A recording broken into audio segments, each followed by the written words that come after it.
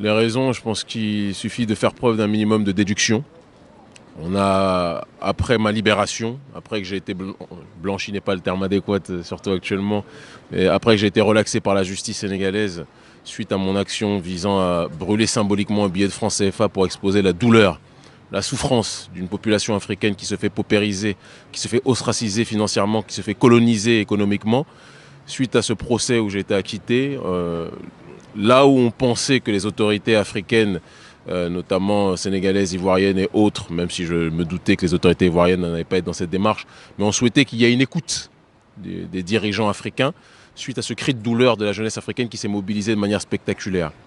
Mais au lieu de ça, on a eu un crachat au visage. On a eu le président Alassane Dramane Ouattara qui a été reçu par le président Macron et qui ont chanté tous les deux les louanges du franc CFA en une période où jamais depuis le début de la création du franc CFA, la jeunesse africaine ne s'est autant mobilisée. On a pris ça comme une injure et donc j'ai décidé, après mûre réflexion et en concertation avec les autres membres de mon ONG, de lancer un appel à la mobilisation en guise de légitime défense, d'accord, en date du 16 septembre, visant à exprimer la volonté de cette jeunesse africaine de s'autodéterminer. Ce n'est pas un combat contre le blanc, comme les médias caricaturaux du monde essayent de le faire croire. Le journal Le Monde est vraiment l'une des plus grandes escroqueries que je n'ai jamais vues et je suis content qu'il se dévoile enfin. Ce n'est pas un message raciste contre des Occidentaux, parce qu'il y a des Occidentaux prolétaires qui nous soutiennent aussi.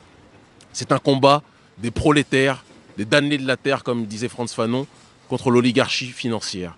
Et l'oligarchie financière n'a pas de couleur. La preuve en est, c'est qu'elle a des partisans noirs. Macky Sall en est l'un de ses partisans, il vient de l'illustrer. Et il y a le gouvernement français qui est présent. Alors, est-ce que vous avez été maltraité physiquement ou verbalement pendant cette expulsion ou... Maltraité pendant l'expulsion, non. On m'a privé de mes droits, je pense, élémentaires. J'avais le droit de, normalement, beaucoup plus m'exprimer avec... et parler à ma famille. J'avais le droit, normalement, d'accéder à mon téléphone. Un certain nombre de choses n'ont pas été faites, mais je n'ai pas été bousculé. Il y avait même à l'intérieur de la police, c'est une réalité, on est très écouté et très suivi en Afrique. Donc même à l'intérieur de la police, il y avait des gens qui étaient nos sympathisants aussi et qui étaient tristes de devoir accomplir cette triste besogne. Voilà. Alors dans le communiqué de presse de la police sénégalaise, donc c'est à la demande, l'ordre d'expulsion a été signé par le ministre de l'Intérieur, je le précise. Oui. Donc dans ce communiqué de presse, les motivations de cette expulsion sont expliquées donc, par le gouvernement sénégalais. Et ils disent que vous avez été désobligeant envers le président. C'est le genre de choses vraiment qui me font sourire. On a l'impression que c'est la planète des singes. Je sais pas. Quelle est la désobéissance? Parler du fait que nous regrettons que le président Macky Sall soit à l'heure actuelle dans une démarche beaucoup trop soumise vis-à-vis de la France-Afrique. Il est aujourd'hui dans une optique de suivre beaucoup trop les volontés du gouvernement français, de s'aligner sur une dynamique de soumission et non pas sur une dynamique d'indépendance. Est-ce que dire cela, c'est être désobligeant? En aucun cas. J'ai même dit que je ne comprenais pas qu'un président intelligent comme le président Macky Sall puisse suivre cette voie de la perte de soi, de la perte de l'identité, de l'oubli de la fierté, de la démission de soi. Le Sénégal est le pays de Cheikh Anta Diop.